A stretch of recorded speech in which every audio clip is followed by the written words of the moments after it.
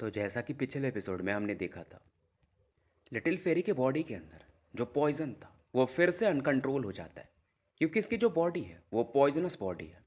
लेकिन अभी भी वो स्टेबल नहीं है।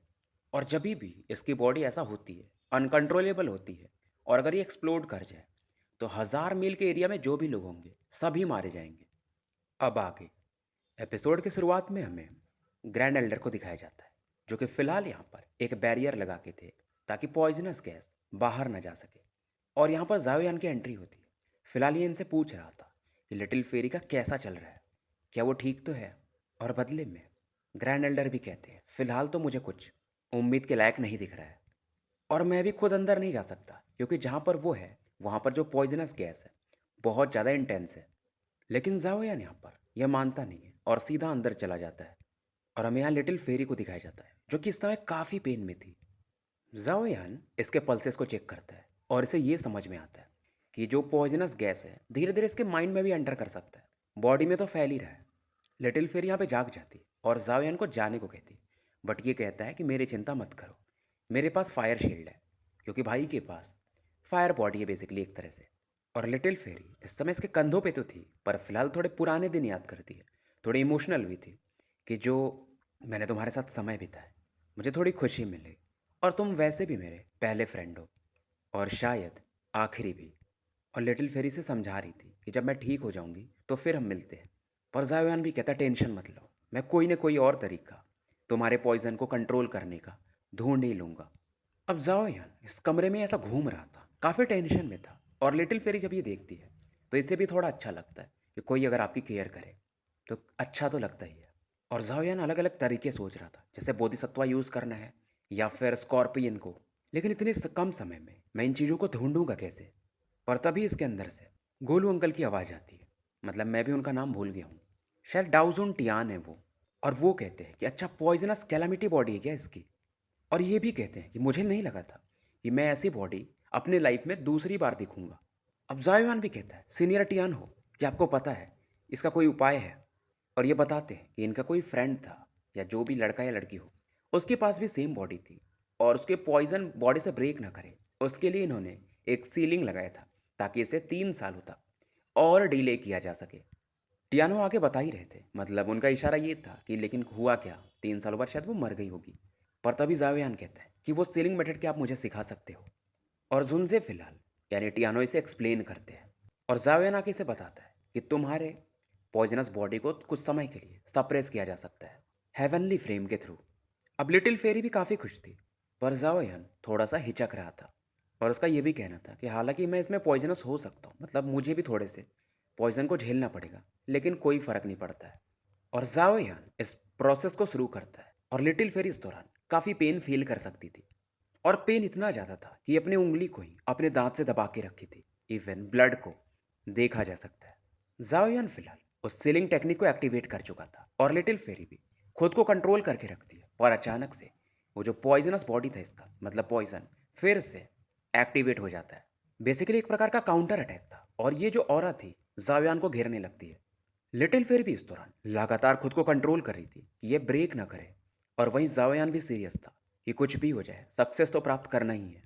और फाइनली जाओयान इसमें कामयाब भी हो जाता है। और एल्डरसन जो कि बाहर खड़े थे ये देखते हैं कि जो पॉइजन फैल रहा था धीरे धीरे डिजॉल्व हो रहा है, और एक पावरफुल गोल्डन हो रहा चारों तरफ से स्पेस से इकट्ठा होने लगती है और लिटिल फेरी की बॉडी में एंटर करने लगती है। लिटिल फेरी फिलहाल ये जाग चुकी थी और पहले से ज़्यादा पावरफुल फील करती है। और इसकी नज़र जाओयान पे जाती है, जो कि फिलहाल एक कोने में पड़ा हुआ था और बेहोश था। और ये काफ़ी चिंतित हो जाती है, क्योंकि जायोयान की बॉडी पर पॉइजनस गैस के मार्क को देखा जा सकता था। और फिलहाल ये उस पॉइजनस गैस को अपने होठों के थ्रू फिर से एब्जॉर्ब कर लेती है। और सीन यहाँ पे दिखाया नहीं गया है, बट नॉवेल में माहौल थोड़ा अलग है। फिलहाल अगले दिन की सुबह होती है और जाओयान को दिखाया जाता है। जायोयान जागते ही पूछता है लिटिल फेरी से कि क्या सील सक्सेसफुल रहा। और जवाब हाँ में आता है। और ये भी बताती है कि जैसा मतलब सील का पावर है उसके हिसाब से मिनिमम 2 या 3 साल के बाद ही ये आउटब्रेक करेगा।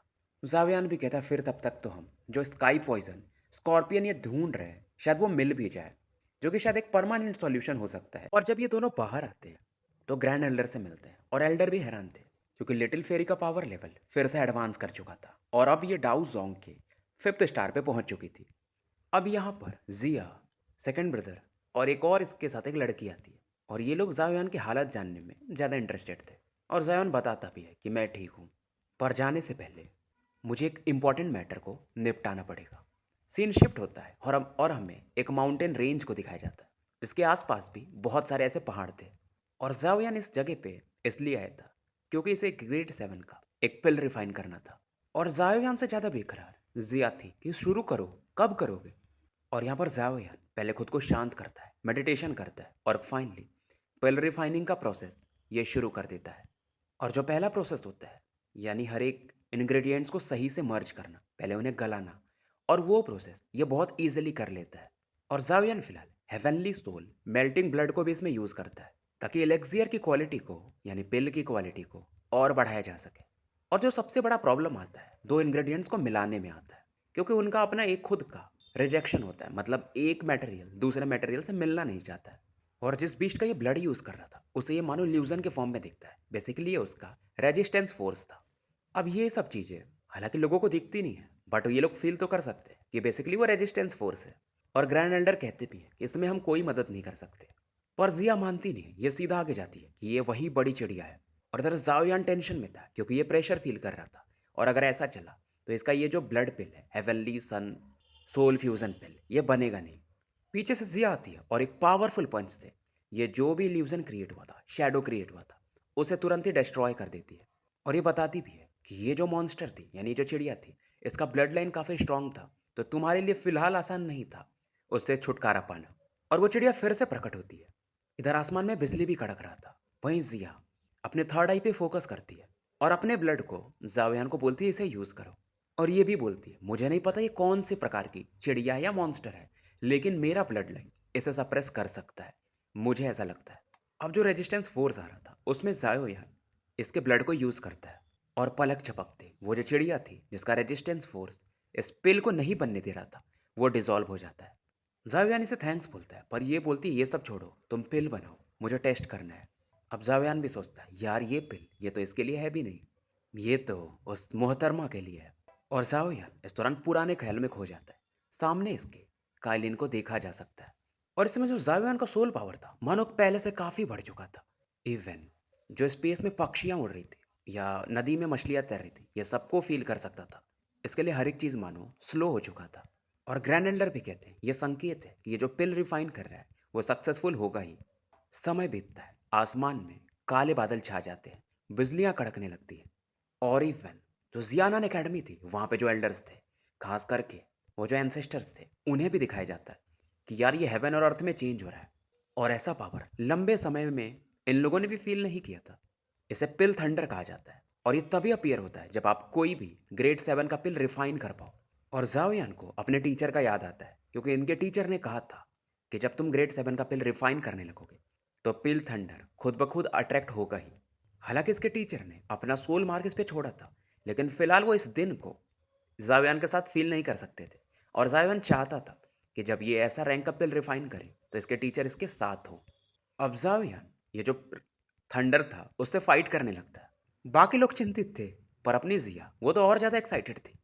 थंडर पावर एक जगह फोकस होता है और जावियान की तरफ बढ़ता है और जावियान यहाँ पर काइसन सील को यूज़ करता है जो कि शायद गू फैमिली का टेक्निक है और इसे जूनियर ने दिया था। दूसरे लाइटनिंग अटैक को भी यह डिसॉल्व कर देता है, पर इस बार लाइटनिंग ये एक लाइटनिंग बॉल में बदल जाती है। जावियान भी तैयार था, ये अपने अर्थ डेमन पपेट को रिलीज करता है। अब अर्थ डेमन पपेट भी एक पंच मारता है, लाइटनिंग इसके बॉडी में मानो एब्जॉर्ब होने लगती है। स्पेस में भी इवन क्रैक आ जाते हैं। हालांकि था ये अर्थ डेमन पपेट और लिटिल फेरी के हिसाब से यह इवॉल्व हो रहा था। सीधा वो कोर की तरफ बढ़ जाता है, यानी लाइटनिंग का जो सोर्स था। वहीं जावियान इधर देखता है जो कि पिल है, अब वो शांत हो चुका था। जाओयान शांत हो जाता है क्योंकि इसने काइलिन को वादा किया था कि ये उसे वो पिल बना के देगा और फाइनली अब ये उसे रिफाइन कर चुका था। और जायोन अभी फोकस कर रहा था, इसे अब मेन लैंड वाले एरिया में जाना है, जैसे ये लोग जोंग जू भी कहते हैं, ताकि अपने टीचर को पहले बचा सके। कुछ पुराने कस्में हैं, कुछ पुराने वादे हैं जो इसे अभी भी पूरा करना है, जैसे इसके फादर को बचाना है। और ये काइलिन को याद करता है कि तुम अपना ध्यान रखना। और दरअसल काइलिन को भी दिखाया जाता है जो कि आसमान की तरफ देख रही थी और कुछ सोच रही थी। स्टोरी यहीं समाप्त हो जाती है। मिलते हैं फिर कल एक नए वीडियो के साथ। चैनल को लाइक करो, सब्सक्राइब करो और वीडियोस को शेयर करो।